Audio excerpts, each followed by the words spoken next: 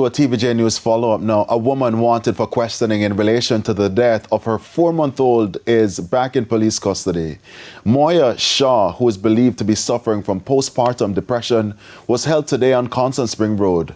The child was discovered dead, wrapped in a blue and white blanket on Sunday. TVJ News understands that Ms. Shaw's 1-year-old is now in the custody of a relative. And to another TVJ News follow-up, Member of Parliament for St. Andrew East Central, Dennis Gordon, has snubbed Parliament's Ethics Committee after it summoned him to clarify comments he made at an earlier in-camera meeting in relation to an exemption granted to the opposition parliamentarian.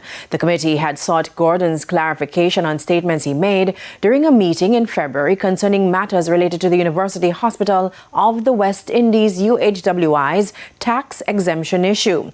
Now, at today's meeting of the Ethics Committee, Chairman Marlene Malahoo Fort read from a correspondence Mr. Gordon sent in relation to the request.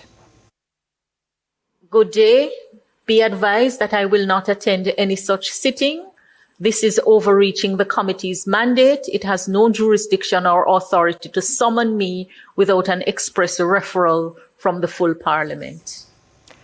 Now, Mrs. Malahoo Fort and the committee member Anthony Hilton offered differing opinions about the letter. The matter in question, for which the committee has requested the attendance of the member in question, was a matter that was raised on the consideration of his exemption motion.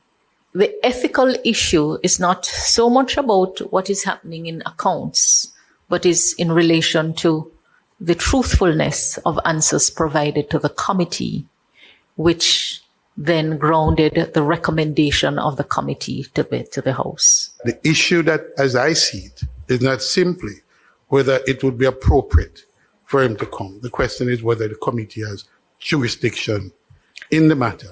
And let me say, as is the responsibility of the House leaders, both the leader of the House and the leader of opposition business.